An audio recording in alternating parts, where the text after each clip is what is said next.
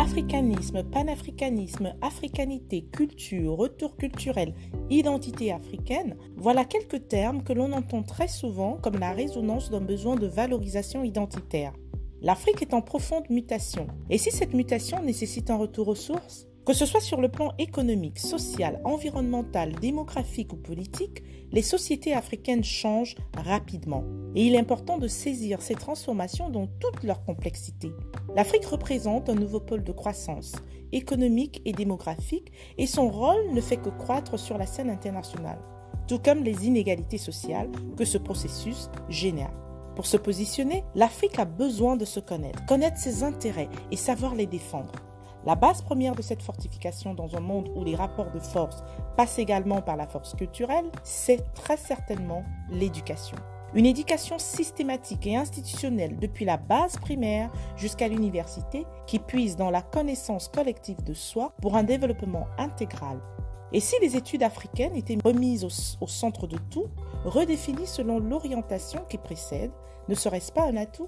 L'éducation et la formation en Afrique ne sont pas toujours en adéquation avec les intérêts de développement. Ne serait-il pas possible de refonder l'éducation avec un cursus qui se distingue par son interdisciplinarité à la charnière entre sciences sociales, sciences naturelles et sciences humaines, en offrant une perspective de longue durée et qui se propose d'étudier l'Afrique dans sa véritable histoire passée? Il semble être impératif de former des jeunes qui pourront efficacement se prévaloir des compétences nécessaires pour comprendre ces enjeux et y répondre dans des secteurs aussi divers que la diplomatie, le monde des organisations non gouvernementales, des organisations internationales, des médias, de la santé, de la technologie, des entreprises, ainsi que la connaissance et la protection du patrimoine historique et culturel africain, une éducation et une formation fondées sur les valeurs africaines pour un développement intrinsèque des Africains et de l'Afrique, ancré dans les réalités du continent.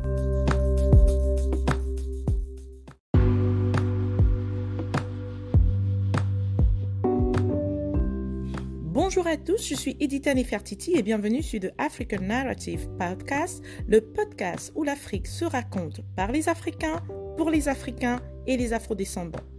Autour de la question du jour, les études africaines, quelle perspective pour un développement intégral de l'Afrique, je suis heureuse de recevoir 3 belles personnalités avec qui nous discuterons et ouvrirons des perspectives sur un sujet aussi crucial que l'éducation et la formation.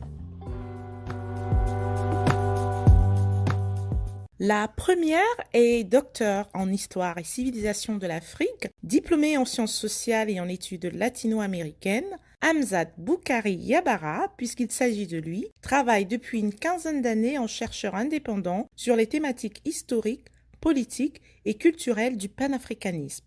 Originaire du Bénin et de la Martinique, il est l'auteur de plusieurs livres dont Africa Unite, une histoire du panafricanisme, aux éditions de la Découverte en 2014, et une biographie de Walter Rodney, historien engagé, aux éditions Présence africaine en 2018.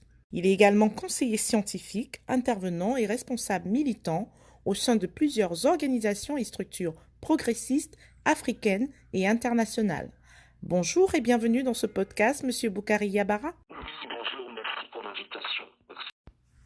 La deuxième personnalité est professeur titulaire à l'École normale supérieure de l'Université de Maroua au Cameroun, où il occupe par ailleurs les fonctions de chef de département de langue française et littérature d'expression française, de chef de division de la coopération universitaire et directeur de publication de la revue Mosaïque, chercheur associé au laboratoire Fred de l'Université de Limoges en France, où il a soutenu en 2013 une habilitation à diriger des recherches. Il est rédacteur en chef depuis mai 2020 des recherches francophones, hébergées par le site de l'Université de McGill, la revue de l'Association internationale d'études des littératures et cultures de l'espace francophone, basée à The University of Western Ontario au Canada. Membre de nombreux réseaux scientifiques, il est spécialiste de Jean-Marie Gustave Leclésio et des identités et compte une 60aine de publications scientifiques qui s'orientent entre autres vers la théorie littéraire, la didactique, les minorités littéraires, la diplomatie culturelle, les circulations et les médiations entre les champs et institutions culturo-littéraires francophones. Bonjour et bienvenue, professeur Bassi Ateba. Bonjour Edita. Merci de m'inviter à cet échange. Enseignant d'histoire de l'art à l'université d'Abomey-Calavi au Bénin, précédemment chercheur postdoctoral et boursier de la fondation Andrew W. Mellon à l'université de Witwatersrand en Afrique du Sud entre 2014 et 2016, il est l'auteur d'une thèse intitulée Les Béninois et leurs musées, études ethno-historiques et de plusieurs articles dont les plus récents sont les musées africains de la fin du XIXe siècle à nos jours, des apparats de la modernité occidentale en 2016, Interrogating Museum Development in Africa from Museum Cooperation to the Appropriation of Praxis en 2018, Nation Building in Contemporary Benin Republic, The Role of Arts, Museum and Cultural Heritage en 2019, Reflection on the issue of repatriation of looted and illegally acquired African cultural objects in Western museums en 2019. Bonjour et bienvenue, Monsieur Patrick Emery Efiboulet. Bonjour, Madame Edita Nefertiti. Merci pour cette initiative qui sera, j'espère, le début d'une grande réflexion pour nous au service de notre histoire et de nos peuples. Merci. Messieurs, je suis heureuse de vous avoir avec moi pour cet épisode portant sur la question des études africaines, une discipline depuis longtemps universitaire, notamment en Amérique du Nord et en Europe. La première question que j'ai envie de vous poser, d'abord à vous, Monsieur Bassi, pourquoi les études africaines ne trouvent-elles pas une pertinence dans le cursus éducatif en Afrique? À mon avis, il y a un héritage colonial qui a cultivé un certain ethnocentrisme, notamment un européocentrisme, parce que ici, on a eu l'impression que les valeurs occidentales étaient les plus importantes, étaient les plus positives, et on a quelque peu délaissé les nôtres.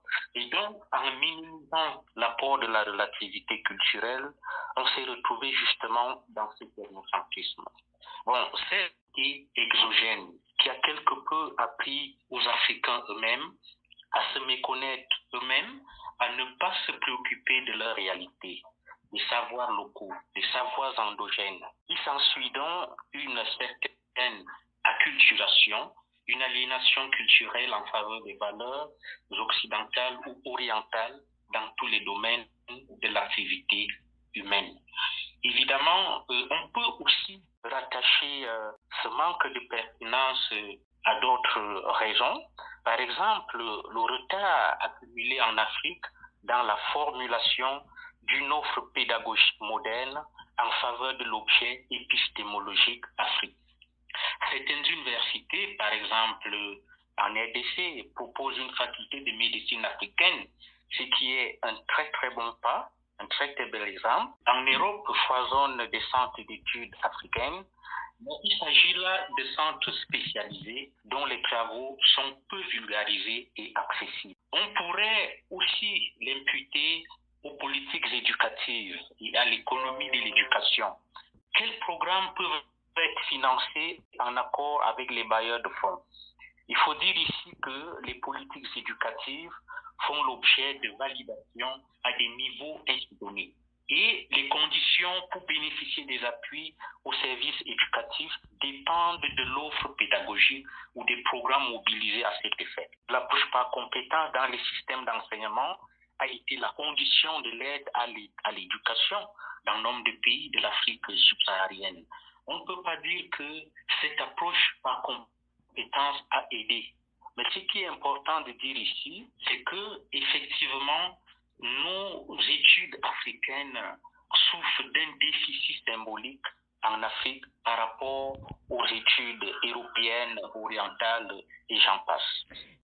Cette réponse qui balaye un peu toutes les raisons que nous évoquerons au cours de cette discussion, mais je veux revenir encore sur ce que vous avez appelé ethnocentrisme et tout ce qui est raison historique. Et je m'en vais poser la même question à Monsieur Hamzat. Pourquoi l'Afrique est étudiée, est analysée, est mise au centre de l'apprentissage en Europe, aux États-Unis et pas en Afrique?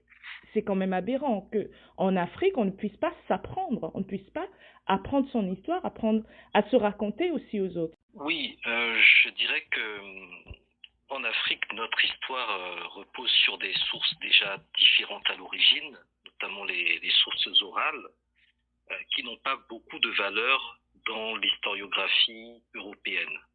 Donc quand les Européens se mettent à écrire l'histoire de l'Afrique, ils vont principalement s'appuyer sur des documents écrits dont un certain nombre ont été quelque part produits par eux. C'est-à-dire qu'ils vont imposer des divisions, des schémas, des séquences. Ils vont dire que l'histoire de l'Afrique commence à partir de la conférence de Berlin, donc la colonisation.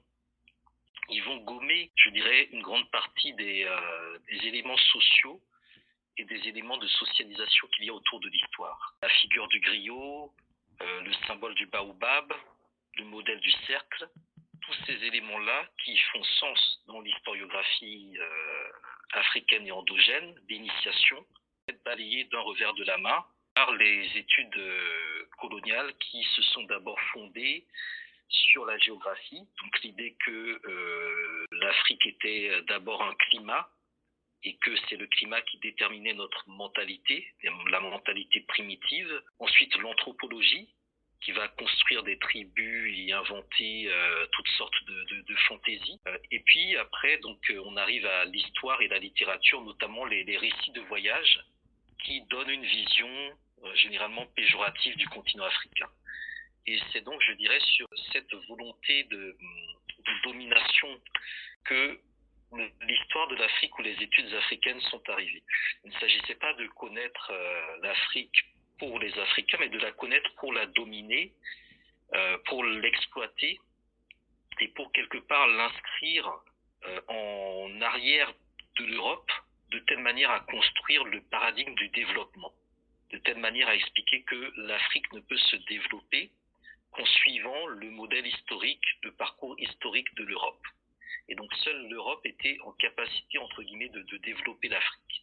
Donc on voit bien quel est le mécanisme qui contribue à faire de l'histoire, notamment produite dans le cadre colonial ou dans le cadre eurocentré, un instrument de domination des sociétés africaines. Donc tout ce travail, je dirais, de périodisation de l'histoire de l'Afrique, tout ce travail de réexamen de l'historiographie de l'Afrique, eh bien, il a fallu le faire à partir notamment des années 50, où on voit des historiens africains dits professionnels ou non professionnels, eh bien, qui vont réexaminer tout cela et s'appuyer sur des sources que les Européens avaient notamment mis de côté pour s'attaquer donc à la question de la vérité historique, en sachant que la vérité n'est toujours qu'une erreur rectifiée.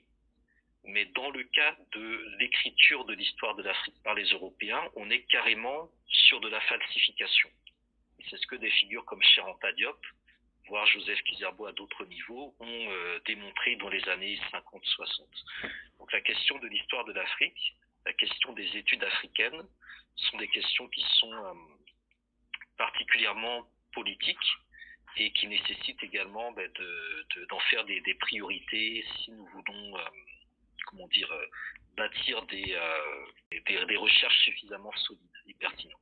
Oui, mais justement, pour revenir sur les travaux de tous ces anthropologues, historiens, philosophes africains, est-ce que ça ne devrait pas, et je m'en vais poser la question à monsieur Efiboulet, est-ce que ça ne devrait pas justement faire revivre ce besoin d'intégrer des études dans tous les grands pays du monde, dans toutes les grandes civilisations, il y a ce rapport à son histoire, cet apprentissage, cette éducation à partir de son histoire, qu'elle soit orale ou écrite.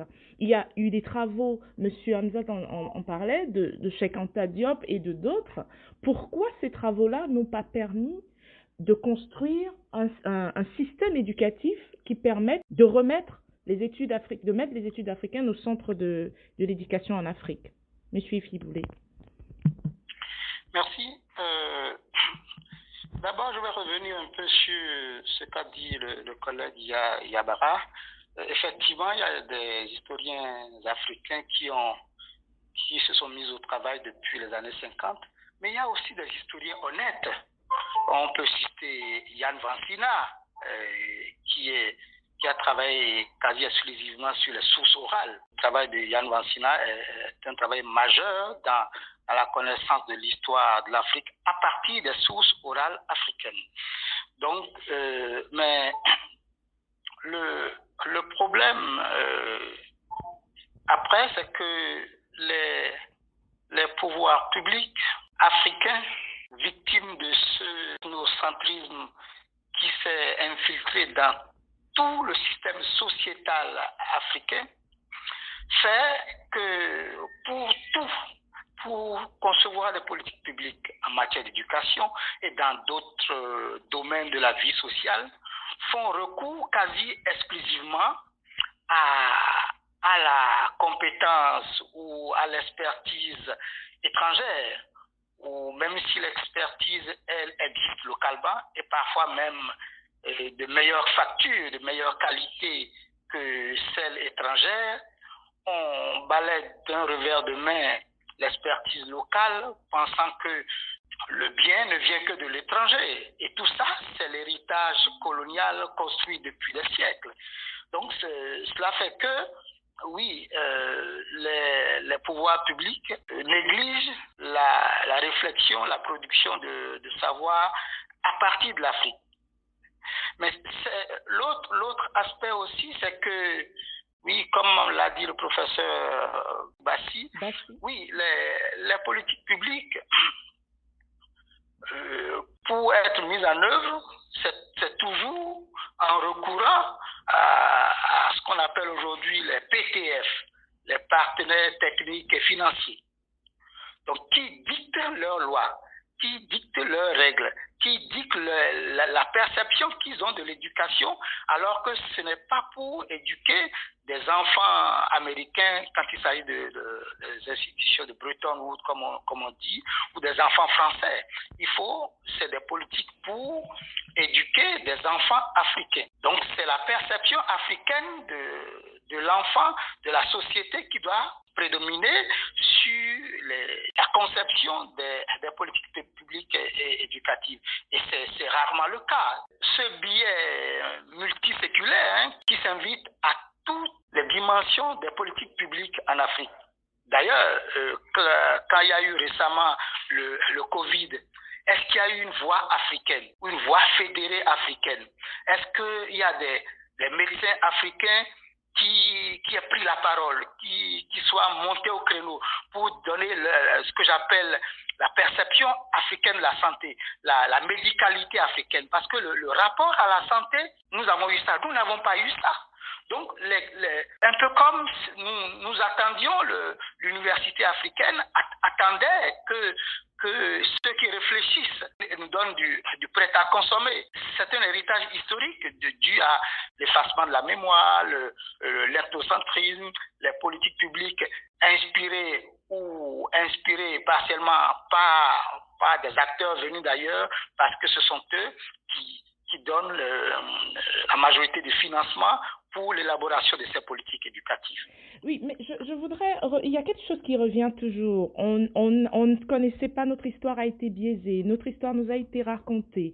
Mais si c'était vrai il y a quelques années, quelques décennies, aujourd'hui, on a d'éminents intellectuels qui ont déjà pris conscience de cela, mais pourquoi ce problème se pose toujours de se dire nous sommes déjà conscients de cela, pourquoi ça ne change pas? Pourquoi il n'y a pas d'initiative? Je veux dire, à quoi servent nos universités? Lorsque M. Melvin Herskovits lance l'Association des études africaines en 1957 aux États-Unis, il part d'un constat pour combattre les préjugés qui enferment les Noirs américains dans un statut subalterne. Mais je vais donner d'abord la parole à M. Hamza. Pourquoi les intellectuels africains, aujourd'hui, les chercheurs africains, les universitaires africains, tous ceux qui concourent à penser, s'il y a une pensée de l'éducation africaine, ne lance-t-il pas des initiatives dans ce sens pour redynamiser et transformer le système éducatif? À qui revient la responsabilité de le faire. Oui, mais écoutez, avant Mehdi Herskovitz, il y a des personnes qui avaient déjà lancé des initiatives, c'est-à-dire qu'il y a déjà des historiens non professionnels, comme on dit, qui existaient aux États-Unis, qui avaient produit tout un savoir. Là, ce que vous évoquez, c'est la question de l'institutionnalisation de ce savoir, dont des centres d'études ou de recherche qui, en Occident, ne sont quasiment jamais de toute façon dirigés par des Africains. Donc les études africaines existent de manière alternative aux institutions classiques. L'un des grands historiens noirs américains, c'est John Henry Clark, qui était un historien entre guillemets non professionnel et qui a créé une structure indépendante et alternative où l'histoire de l'Afrique est enseignée de manière probablement plus rigoureuse et pertinente que dans la plupart des universités américaines où la recherche dépend de financement, dépend de programmes qui sont orientés. Pour ce qui est du continent africain, il y a eu des structures, on a eu l'association des historiens africains, on a le Codestria qui est basé à Dakar. La semaine dernière, j'ai participé aux conférences du collectif pour le renouveau africain.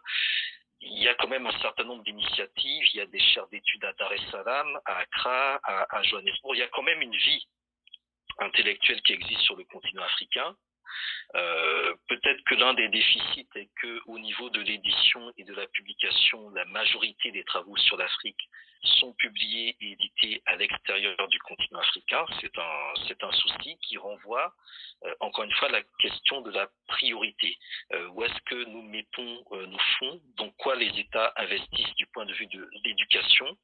Et à mon sens, la plupart des États préfèrent généralement effectivement miser sur l'éducation, on va dire primaire, plutôt que sur ce qui relève de la recherche et du développement. Et c'est ce volet-là, la recherche et le développement, qui permettent, entre guillemets, de peser dans les classements, dans les grands classements mondiaux, dans la recherche internationale.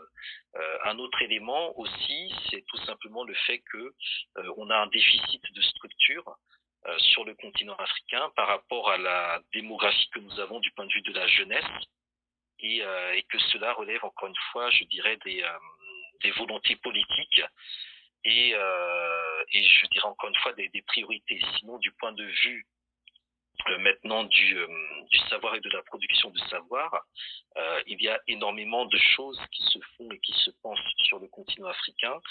Il y a un certain nombre d'éléments qui ont été balayés depuis très longtemps. Quand on parle de Cheikh Anta Diop ou de Joseph Kizerbo, c'est les années 50-60. Et leurs travaux historiographiques sont toujours pertinents. Ils continuent à être développés dans divers endroits et diverses revues scientifiques africaines.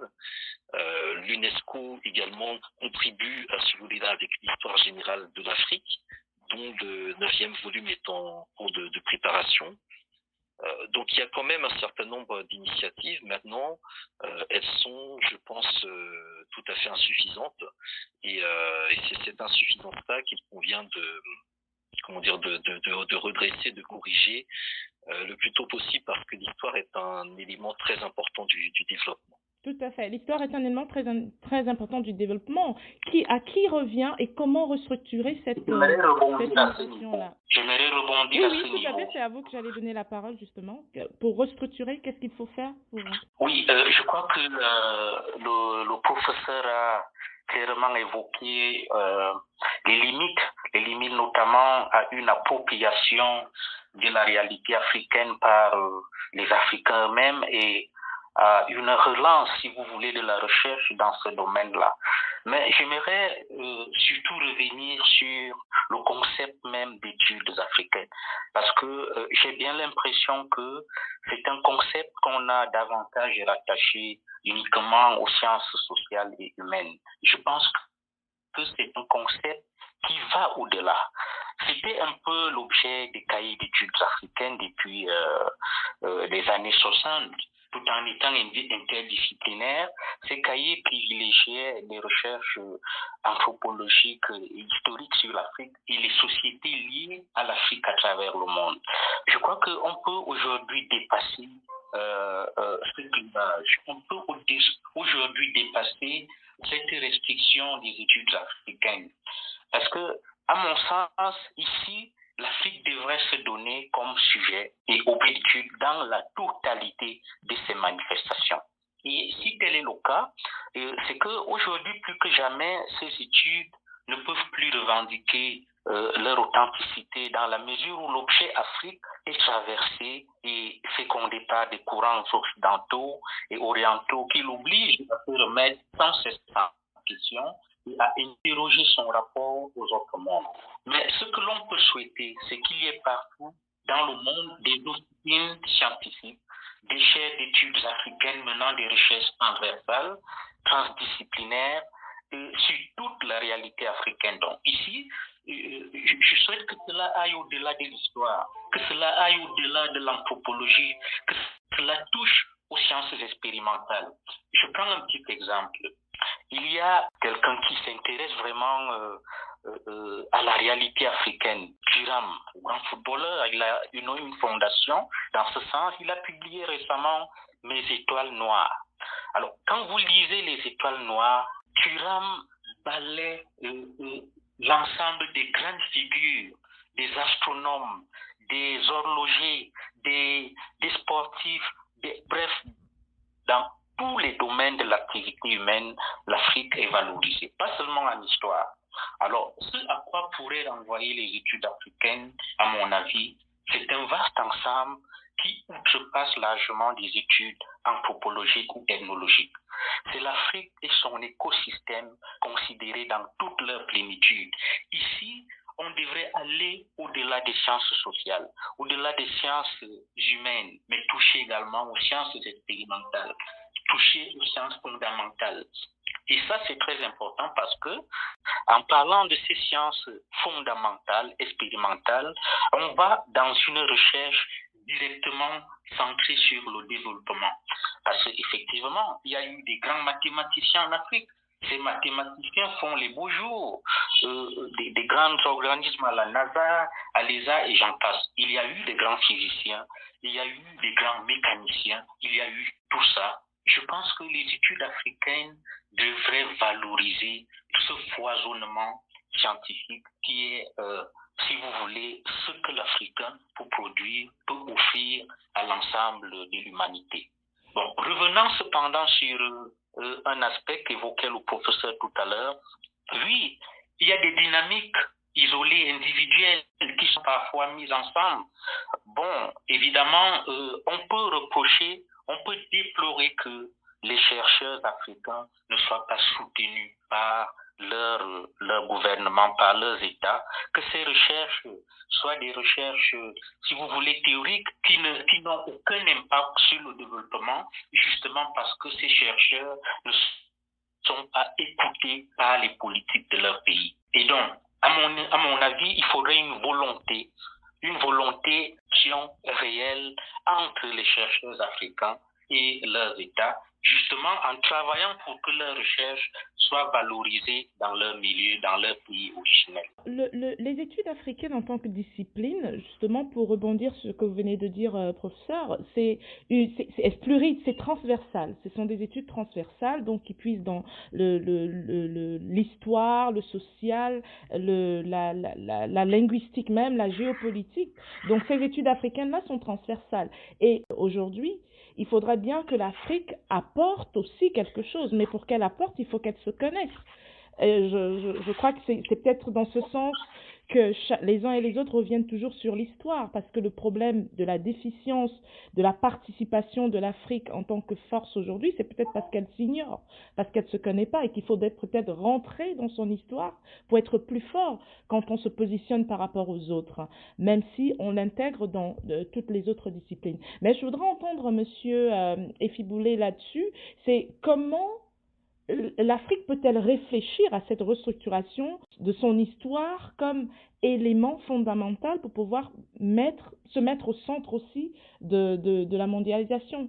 Qui doit prendre cette initiative et comment la restructurer? Il faut le faire de manière collégiale, Union africaine ou par région ou de manière individuelle, vu qu'il y a un manque de financement. On a parlé de manque de volonté politique, manque de financement. Comment vous voyez les choses? Avant d'aborder cette question, je vais d'abord rebondir un peu sur ce qui a été dit tout à l'heure, sur la transversalité, sur les études africaines. Qu'est-ce que c'est que les études africaines? Effectivement, les études africaines, c'est d'abord l'histoire et l'histoire de toutes les réalisations africaines dans la longue durée. Et ce qui me vient à l'esprit tout de suite, c'est par exemple, en 2016, je suivais la leçon inaugurale du professeur Zebulon Vilakazi, l'actuel recteur de l'université de Witwatersrand à Johannesburg, qui est physicien théorique. Il fait de la physique théorique. Et pour commencer sa leçon, il est allé en Égypte antique. Donc ça veut dire qu'il y a des éléments qui sont dans la réalité culturelle de l'Égypte antique, des réalisations de l'Égypte antique, donc africaine, pour expliquer la physique théorique aujourd'hui au XXIe siècle. Donc, l'étude africaine, ou les études africaines telles que nous devrions l'envisager en Afrique, parce que quand on fait études africaines à Washington ou à Paris, c'est pas forcément la même lecture. Donc, nous devons trouver la lecture inclusive qui nous permette de balayer cette longue durée et d'y inclure toutes les réalités, toutes les préoccupations en matière de santé. J'ai parlé tout à l'heure de médicalité africaine, de toutes les réalités africaines qui permettent d'avoir l'Afrique telle qu'elle est aujourd'hui et à partir de là, se positionner par rapport au monde. Mais ce travail-là, cette dynamique transversale qui court la très longue durée, ne peut se faire si les politiques publiques n'ont pas conscience du fait que le plus brillant chercheur qui soit, dans son laboratoire, quand il fait ses recherches, quand le pouvoir public ne se saisit pas de ces travaux ne prospèrent pas. Vous avez évoqué tout à l'heure Melville Herskovits. Mais Herskovits a fait ses travaux au Dahomey, Bénin, et à partir de là a lancé son dynamique d'études africaines aux États-Unis parce qu'il voulait aider à la décision publique. On comprend les Africains là, ces citoyens américains d'origine africaine, comment on les connaît pour pouvoir bien les gérer. Donc la science est un outil majeur d'aide à la décision publique et politique.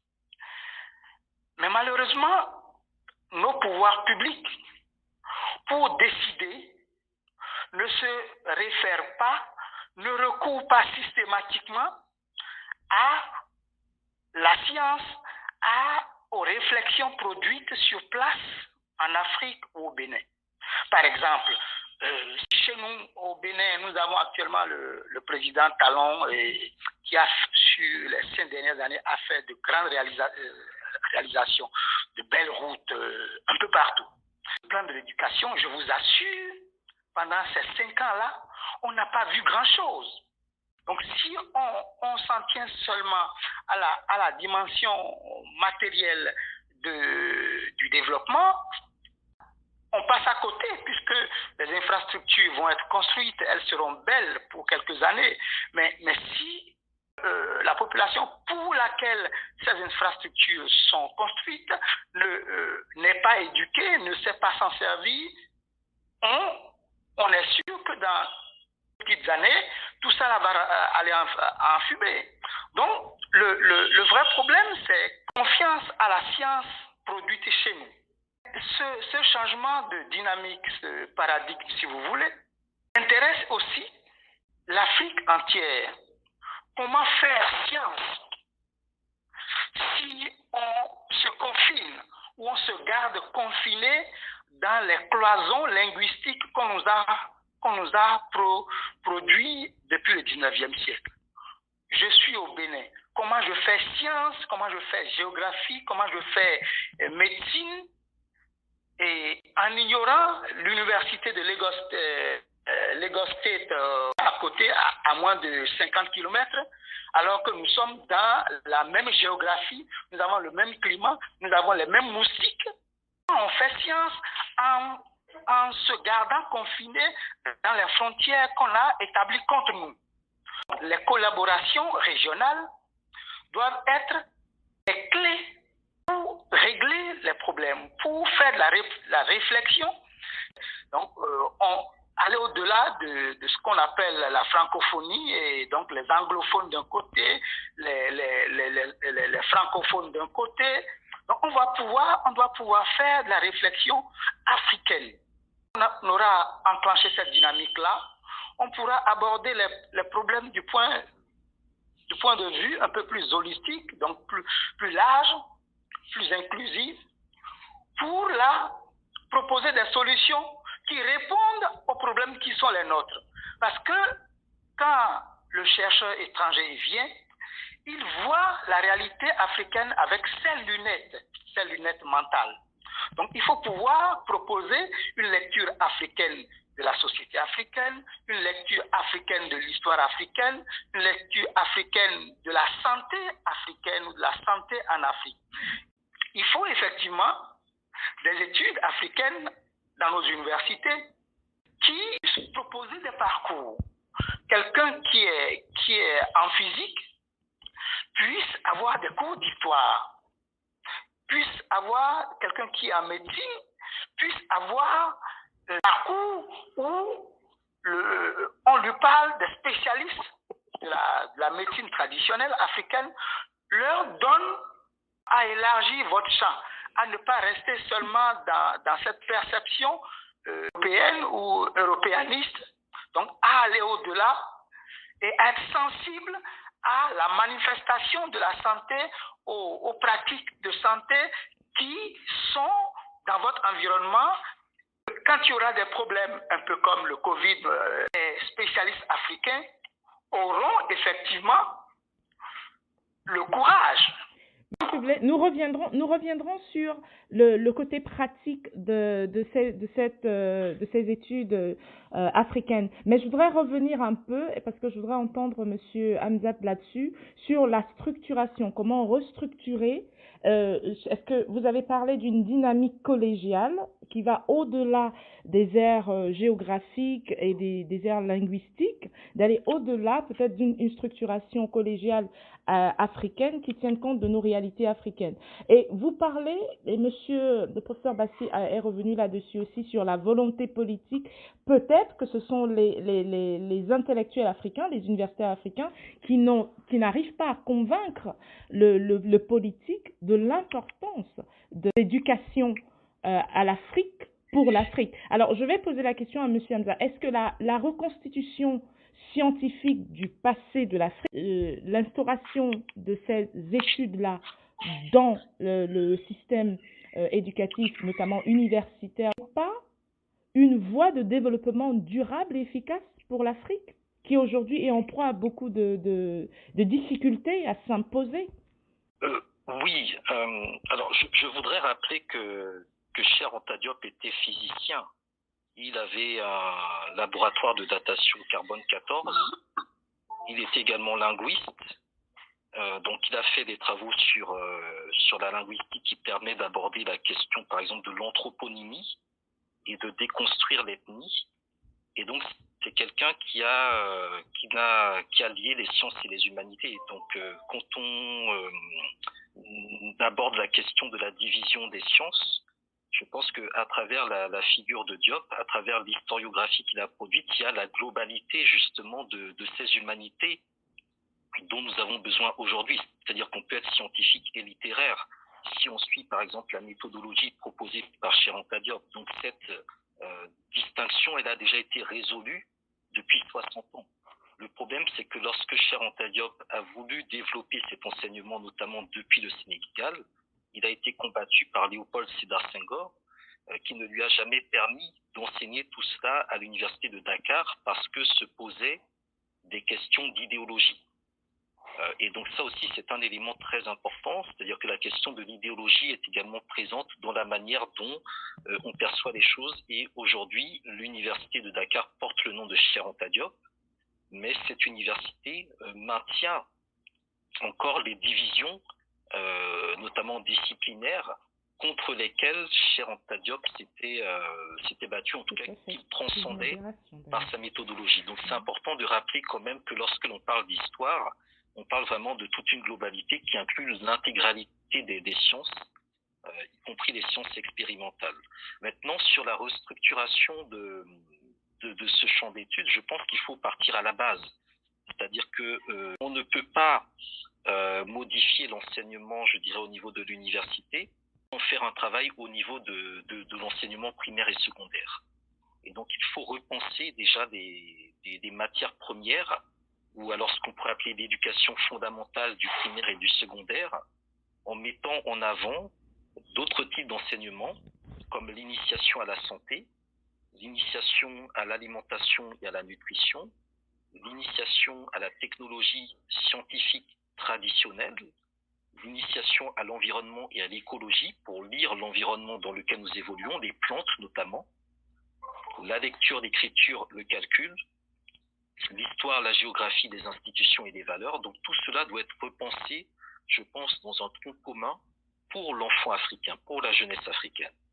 Et une fois que ces matières premières qui constituent l'éducation fondamentale sont reconstruites, on peut penser alors l'université et le supérieur comme la transformation de ces matières premières, de cette éducation fondamentale, dans le cadre de la recherche-développement, de l'interdisciplinarité, de l'enseignement technique, de la formation professionnelle, en amenant les gouvernements à lier les grands problèmes de politique publique à des programmes de recherche universitaires.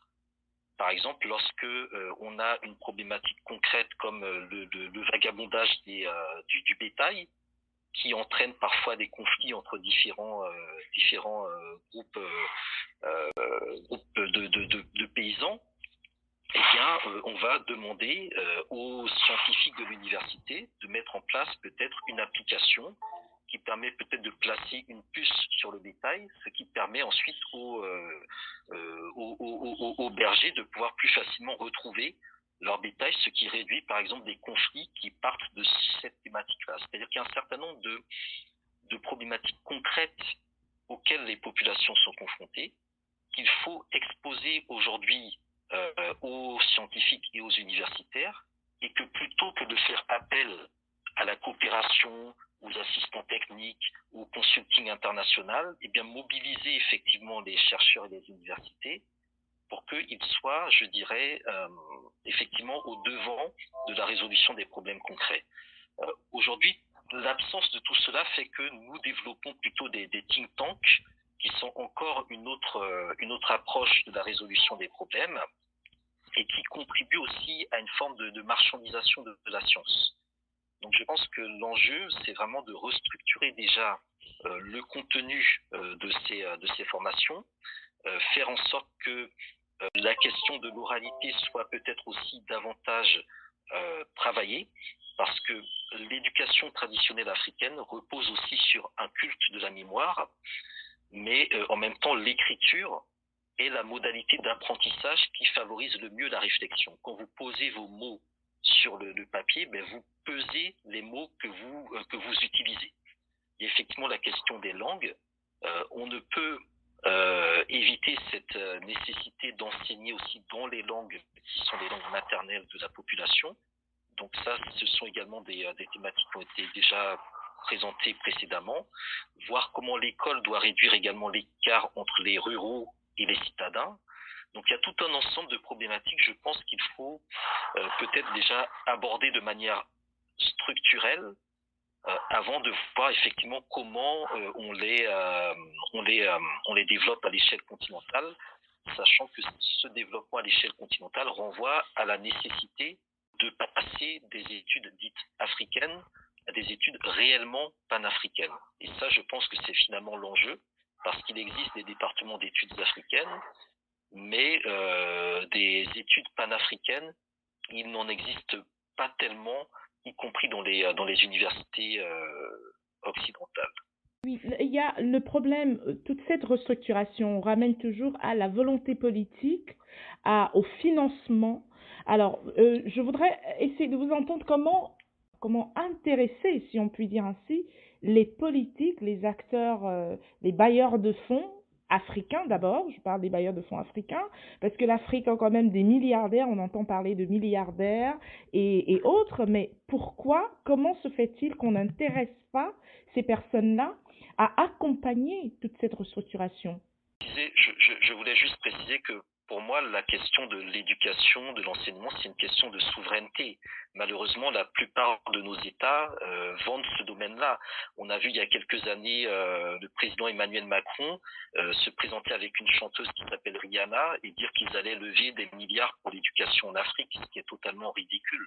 Donc c'est aux États, je pense effectivement, de prendre leurs responsabilités et de se mettre ensemble pour aborder cette question, sachant que nous avons traversé les programmes d'ajustement structurel qui ont largement frappé les secteurs de l'éducation, de la culture et de la santé. Donc il faut un nouveau paradigme économique, un nouveau paradigme de développement pour mettre en avant la nécessité de repenser tous ces éléments-là en y mettant des moyens.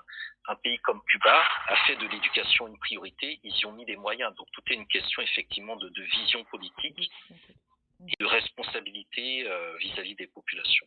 Oui. Merci. Monsieur Bassi? Oui, je vais dans le même sens. C'est une question de souveraineté. Comme le dit le collègue, c'est une question de souveraineté. Mais j'aimerais davantage m'étendre vers une autre perspective. Je crois que nous devons radicalement changer de modèle. Le modèle éducatif, ou plutôt les modèles éducatifs adoptés jusque-là, me semble peu adapté à nos contextes, à nos réalités.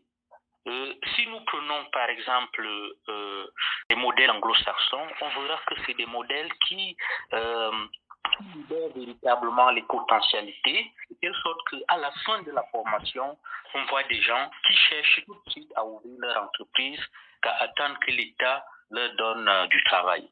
Chez les francophones, on est davantage tourné vers l'État en attendant que celui-ci nous offre quelque chose, qu'il nous trouve un emploi. Ces deux modèles s'opposent. Et à mon avis, je pense que si nous changeons de modèle en valorisant donc finalement nos réalités, on peut parvenir à une éducation adaptée à nos réalités et pouvant effectivement créer des emplois par rapport à nos réalités. Je vais prendre l'exemple de 2 ou 3 petits modèles. En Suisse, par exemple, en Suisse romande, où j'ai été souvent, il y a les apprentissages, la notion d'apprentissage. Là-bas, même pour balayer la rue, on fait des apprentissages. Tous les métiers connaissent des apprentissages en Suisse. Et il y a des gens qui n'ont pas besoin de gros diplômes pour exercer ces métiers-là, mais qui sont des ingénieurs, des techniciens de surface ayant une formation de très très haut niveau et une formation directement orientée vers les métiers. J'avais eu l'occasion de corriger une dizaine de manuels sur 30 ans de transport urbain en Chine, 30 ans d'enseignement professionnel en Chine, 30 ans de culture et de cinéma en Chine. Alors, le modèle chinois m'a également séduit. Ils ont là-bas ce qu'on appelle l'enseignement professionnel. Ça n'a rien à voir avec le fait forcément de s'asseoir, de subir de l'humanité, de faire de l'histoire, de faire de la littérature, mais pour eux, il s'agit directement de faire une formation pour des métiers spécifiques. En Afrique, on n'en est pas encore là. On est encore sur des modèles globalisants qui associent pour une classe des disciplines parfois qui peuvent aider au niveau de la culture générale, mais qui n'offrent pas directement des possibilités d'épanouissement professionnel. Et j'aimerais donc embrayer par la question de l'emploi. Voyez-vous, si nous privilégions les emplois sous le modèle occidental, le modèle occidental privilégie un certain type d'emplois qui ne sont pas nécessairement les nôtres. Vous n'allez pas, par exemple, faire une formation pour devenir un cueilleur de vin de palme chez nous. Et pourtant, ça peut être un métier très rentable. Cueillir le vin de palme et le revendre. Pas où aller. Et qui traînent là et qui sortent et sont sans emploi parce que justement, ils ont été mal orientés. Les incubateurs même qui permettent d'impulser des synergies de création d'entreprises au niveau des universités, ces incubateurs ne fonctionnent pas. La connexion avec le monde de l'entreprise n'est pas vraiment assurée. Vous avez posé tout à l'heure une question, pourquoi ces enfants ne vont pas vers le monde professionnel, pourquoi ils ne rencontrent pas ces milliardaires et autres. Donc, il faut poser la question à l'inverse, est-ce que ces milliardaires s'intéressent même à ces formations-là? Il y a pourtant des génies. Moi, je prends un exemple. Au Cameroun récemment, il y a un jeune ingénieur qui a créé un ordinateur cardiopathe dont le rôle est d'alerter sur les problèmes cardiovasculaires d'un patient directement dans le téléphone de son médecin. Ça, c'est une grande innovation qui a été saluée. Mais cardiopathe n'est pas financé. Alors, il parvient à sortir une centaine de pièces, il les vend et il ne peut plus multiplier par 1000, par 10 000. Il y a pourtant des milliardaires qui peuvent s'intéresser à ça.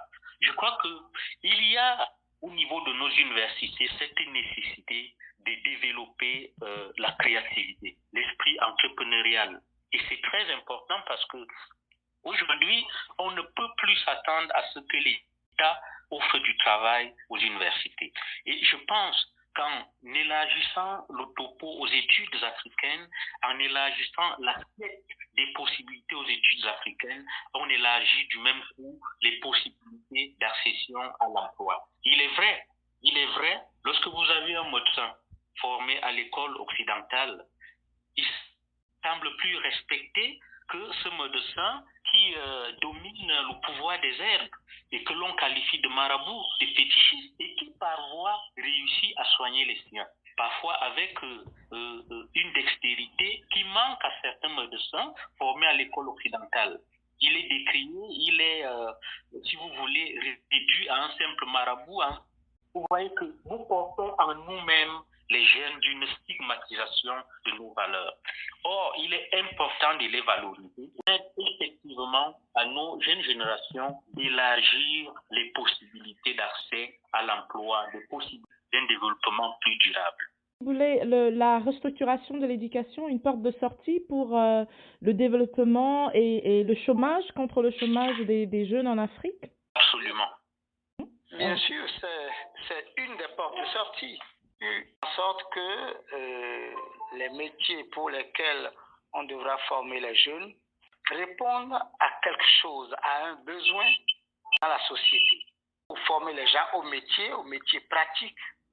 Mais il y a effectivement encore à former les gens à la réflexion scientifique, à la production, dans l'humanité et au-delà.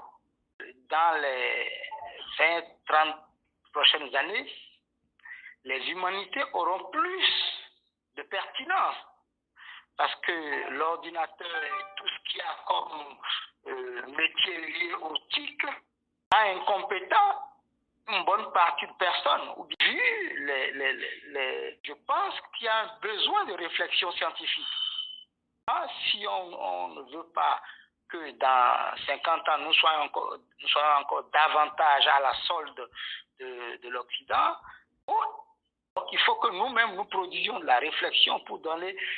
Mais il faut également que l'université en tant que telle, les centres de réflexion, de recherche scientifique puissent être davantage soutenus financièrement parce que nous avons tous salué Cheikh Anta Diop. Il faut du financement. Et d'ailleurs, Cheikh Anta Diop, tout le monde sait que dès qu'il est mort, quelques années après, les pouvoirs publics sénégalais n'ont pas été en mesure de sauver son laboratoire, qui est encore la preuve que les pouvoirs publics ne s'intéressent pas vraiment à la science.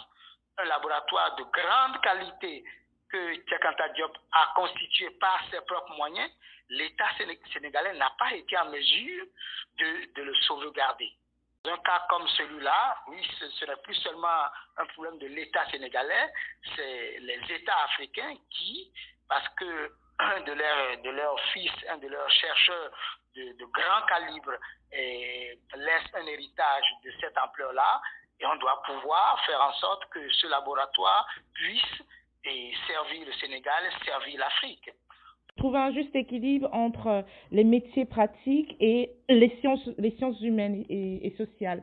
Alors, notre échange tire malheureusement à sa fin, mais je voudrais qu'on fasse un dernier tour pour essayer de résumer un peu ce qui s'est dit. Nous sommes d'accord qu'il y a nécessité de revoir et de restructurer les études africaines en Afrique par rapport aux réalités africaines et à l'histoire de l'Afrique. Et pour vous entendre sur un mot de fin, sur la pertinence de ces études-là, les enjeux, quels sont les enjeux, l'importance aujourd'hui et la nécessité vraiment vers ces études-là. Alors, quel est votre mot de fin par rapport à toutes ces discussions, les enjeux pour l'Afrique aujourd'hui, pour la jeunesse africaine qui continue de se tourner vers l'Europe vieillissante, pourtant, M. Bassi?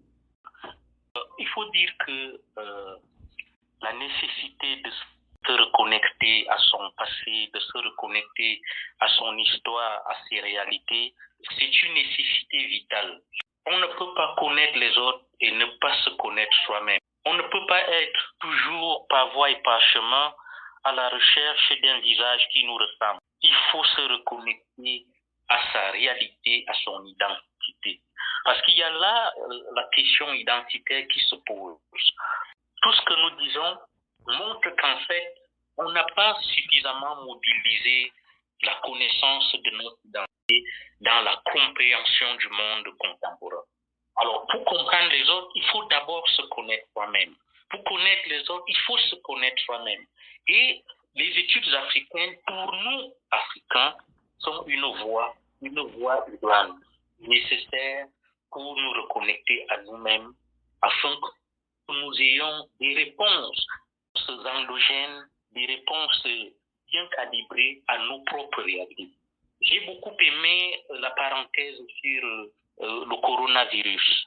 Nous savons que c'est un virus mutant et que ces mutations touchent à des espèces humaines différentes.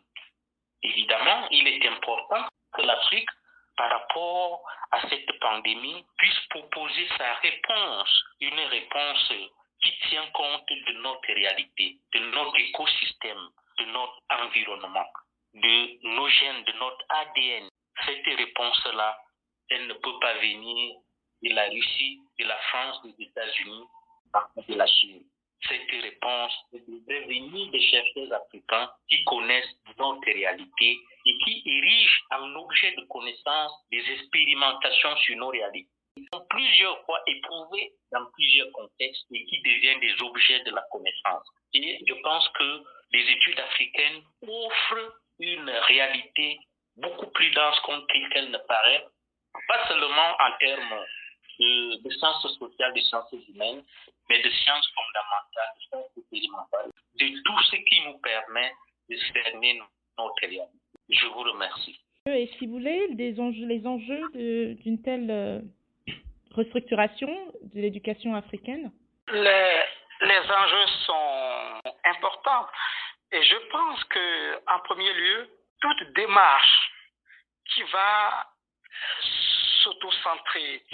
qui va se centrer sur l'Afrique et sur les réalités africaines perçues avec des lunettes africaines sera confrontée à ceux qui ont intérêt à ce que les Africains se voient à travers les prismes, avec les lunettes qui ne sont pas les leurs. Si on s'inscrit résolument dans cette dynamique-là, de nous voir, de nous étudier avec nos propres lunettes mentales, nous élargir le champ de toutes les préoccupations en Afrique, que ce soit dans le domaine de la santé, de la botanique, parce qu'il y a des gens qui ont une connaissance inimaginable de l'arbre. Donc, on doit pouvoir mettre à contribution ce genre de connaissances qui structurent même notre vivre ensemble, inclut des connaissances sociologiques, anthropologiques, mises à la disposition des gens, donc leur permettre d'avoir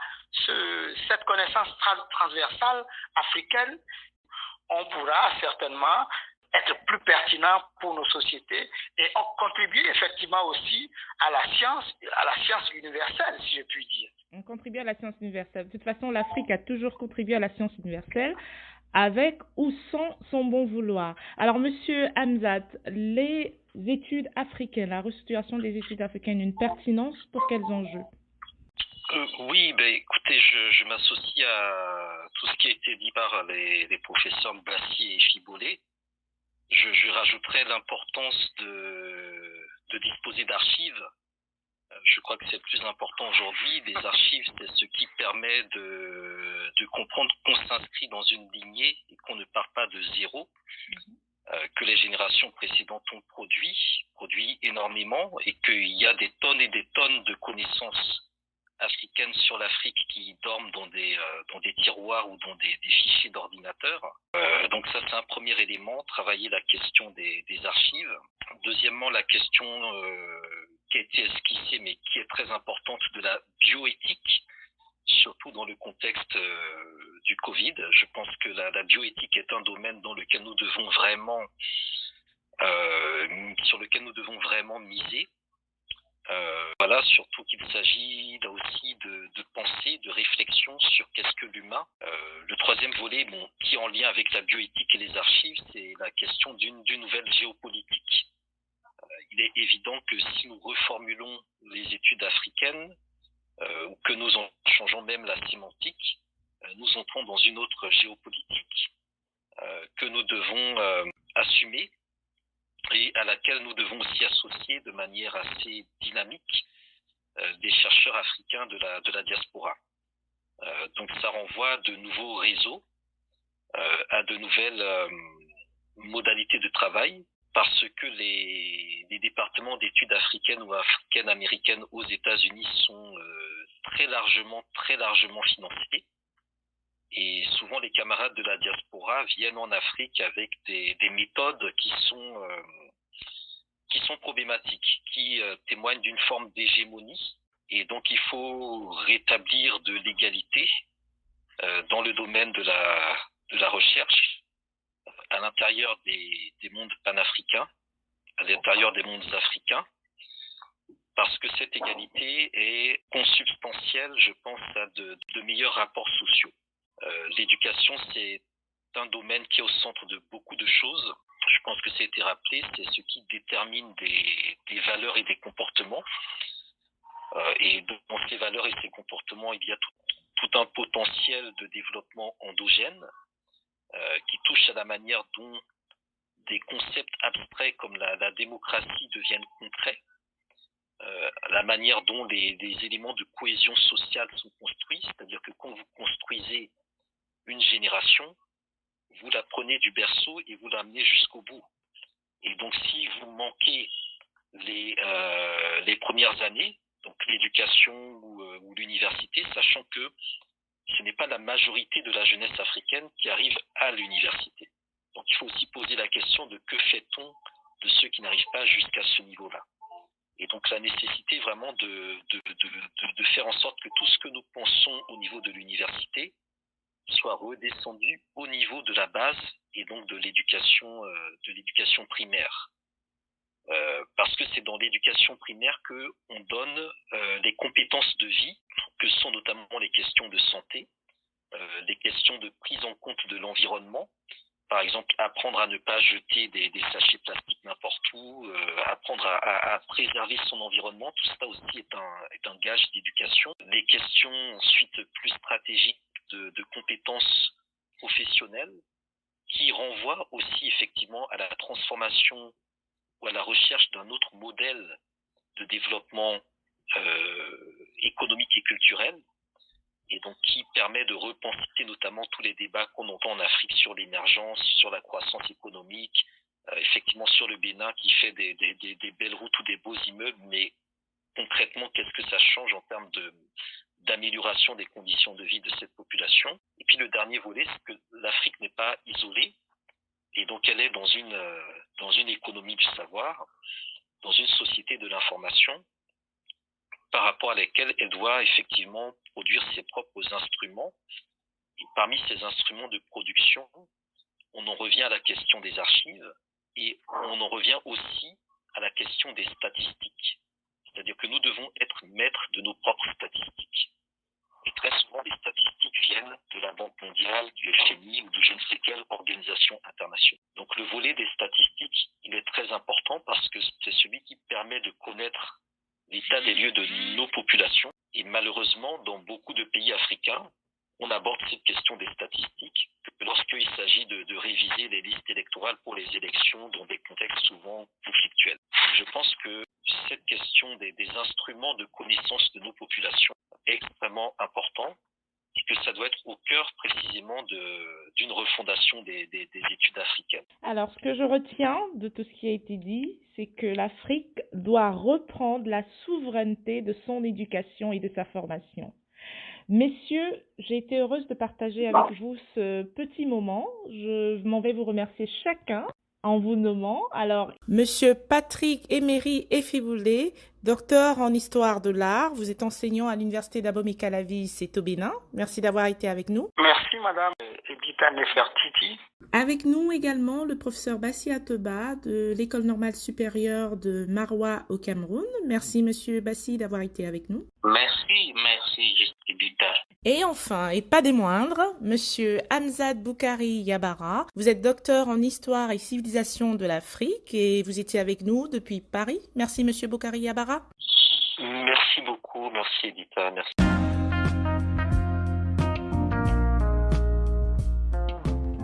The African Narrative Podcast, épisode 4, c'est la fin, mais surtout, restez connectés, le meilleur est à venir.